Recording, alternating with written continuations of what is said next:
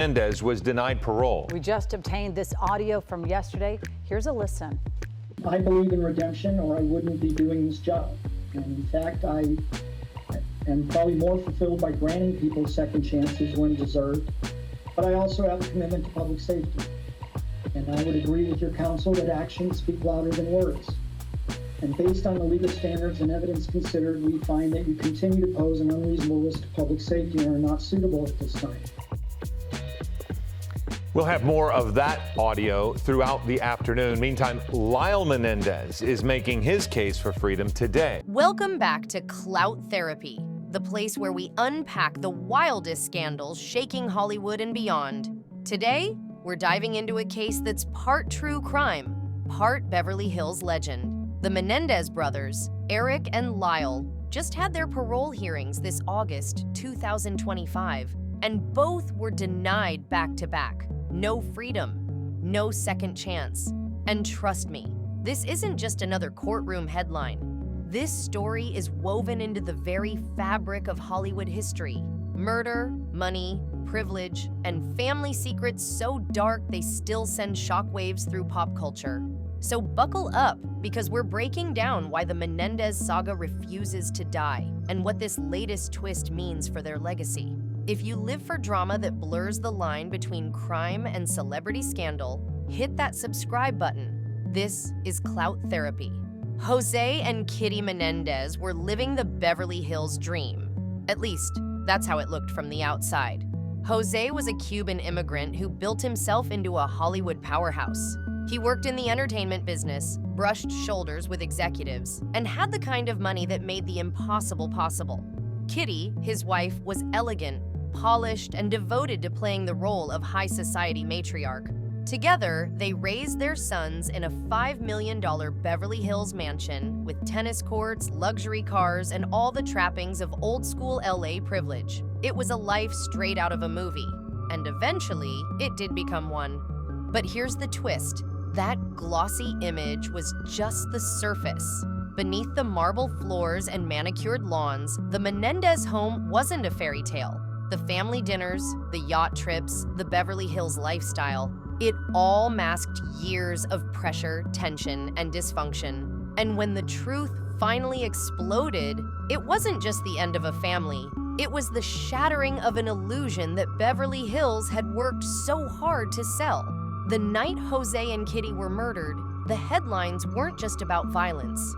They were about privilege, about how two boys raised in luxury could commit something so brutal.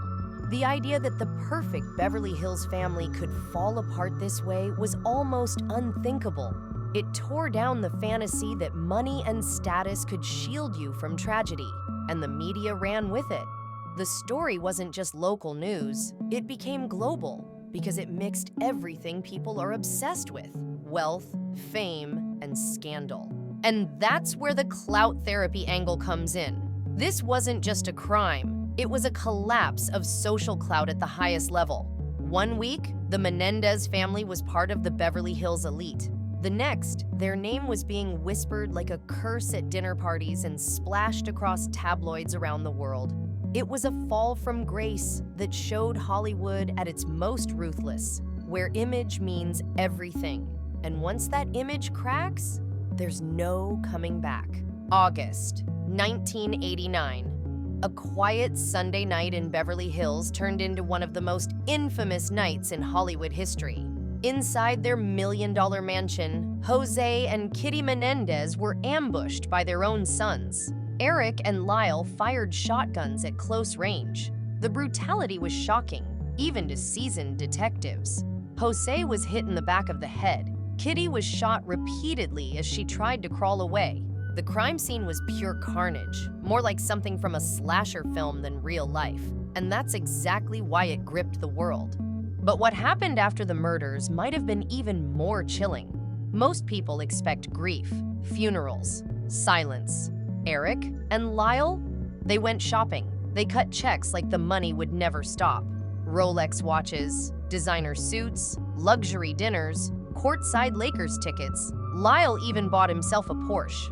Within months, they had burned through hundreds of thousands of dollars, and the media pounced. These weren't grieving sons. They looked like Beverly Hills playboys on a blood-soaked spending spree. The tabloids ate it up. Headlines screamed about their new wardrobes, their flashy lifestyle, their calm smiles at parties. Reporters painted the brothers like soap opera villains, handsome, rich, and dripping in scandal. The murder of their parents became less about tragedy and more about spectacle. And soon, that spectacle moved into the courtroom. When the first trial began in 1993, it was broadcast live on court TV. Day after day, millions of Americans watched Erik and Lyle sob on the stand, watched lawyers trade insults, watched witnesses reveal intimate family secrets. It was reality television before reality TV even existed. And just like OJ a year later, it turned the courtroom into a stage. The public was divided. Some people saw spoiled rich kids who slaughtered their parents for a $14 million inheritance. Others believed the brothers' testimony that years of abuse pushed them to the breaking point. It wasn't just a trial, it was a morality play. Were they monsters of privilege or survivors of trauma? And that's why this story became more than crime. It became Hollywood drama. In Los Angeles, scandal is entertainment. Every tear, every press conference, every camera flash felt scripted, like a movie unfolding in real time. The Menendez brothers didn't just stand trial, they became characters in a story that blurred the line between justice and performance. And in the end, the question wasn't just, did they do it? It was, why are we all watching this like it's a show? The Menendez trial wasn't just a case, it was television history. Court TV turned it into America's first reality court show, with millions glued to their screens, watching every tear, every shocking detail like it was prime-time drama. Overnight, Erik and Lyle became household names, and Hollywood wasted no time cashing in. Movies, endless documentaries, Law and Order episodes, even Ryan Murphy's The Menendez Murders. The story became entertainment, retold again and again because people couldn't look away. But here's where it gets wild. Decades later, Gen Z rediscovered them. On TikTok, the brothers are suddenly tragic heartthrobs. Edits of their courtroom clips go viral. Prison fan mail floods in. For a new generation, they're not just killers, they're complicated icons. And that's the clout therapy lens. Erik and Lyle didn't just become infamous, they became celebrity criminals. Proof that in a world obsessed with clout, scandal can keep you alive forever, even behind bars. For more than 3 decades, the Menendez brothers were written off as lifers, locked up forever. No chance of parole, no second act. But in May 2025, the script flipped. A new California law protecting youthful offenders changed their fate. Because Erik and Lyle were both under 26 when they murdered their parents, their sentences were reduced from life without parole to 50 years to life. That one change meant something unthinkable. They could finally go before a parole board. After more than 30 years behind bars, freedom wasn't just a dream, it was on the table. And the public went wild. True crime followers, Gen Z TikTok fans, even nostalgic 90s trial watchers, suddenly everyone had an opinion. Some thought the brothers deserved a chance, arguing they weren't the same spoiled kids from Beverly Hills anymore. Others said justice had already been served, and letting them walk out would be a slap in the face. Social media flooded with edits, debates, hashtags. It felt less like a legal technicality and more like a cultural moment. Because by now, the Menendez brothers weren't just criminals. They were icons of a Hollywood story that never seemed to end. A whole generation grew up with them as part of the background, from court TV in the 90s to Law and Order episodes to Ryan Murphy dramas to TikTok thirst edits. And now, in 2025, it looked like we might actually be watching the beginning of their last act, freedom. Then came August 2025, the month of truth. Back-to-back parole hearings that felt more like episodes of a courtroom drama than real life. First up, Erik Menendez on August 21st. He walked in with 30-plus years of prison time behind him, But the board didn't see a changed man. They saw a repeat offender. His record was riddled with violations, smuggled cell phones, drug incidents, even links to gang activity inside. Instead of showing maturity, it painted him as reckless, still living by the same bad instincts that fueled his downfall all those years ago. The decision? Parole denied. But hope wasn't totally gone, because the very next day, August 22nd, it was Lyle's turn. And on paper, Lyle looked better. He'd built a reputation as a mentor, helping younger inmates, and he didn't have the same long list of rule-breaking as his brother.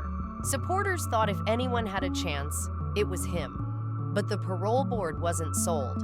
They questioned his honesty, his version of events, and whether he had truly taken responsibility for the crimes. They pushed on whether releasing him after so long could still pose a risk.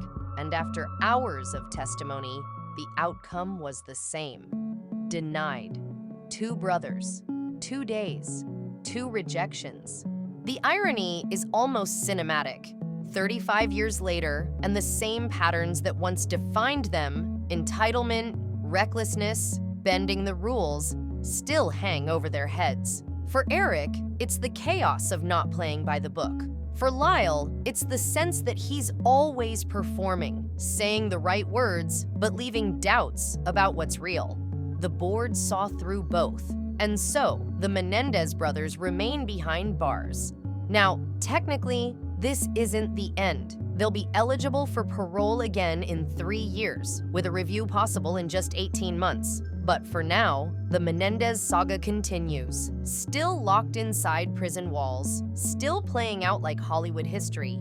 Decades later, the fascination hasn't faded. And if anything, these parole denials only prove that their story still has the power to grip the world. Decades later, the Menendez case still grips the culture because it's got every ingredient Hollywood thrives on: money, fame, abuse, betrayal, and crime. It's the perfect storm of themes that have fueled this city for generations. Compare it to O.J. Simpson, Robert Blake, Phil Spector. All trials where celebrity and scandal blurred together, turning courtrooms into stages and criminals into icons. But the Menendez saga has something even more haunting. It isn't just about a star athlete or a rock legend. It's about family.